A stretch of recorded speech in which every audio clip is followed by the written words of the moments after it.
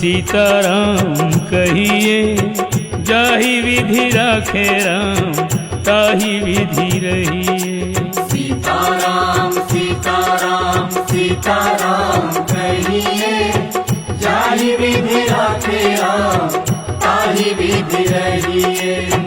जाहि विधि राखे राम ताहि विधि रहिए।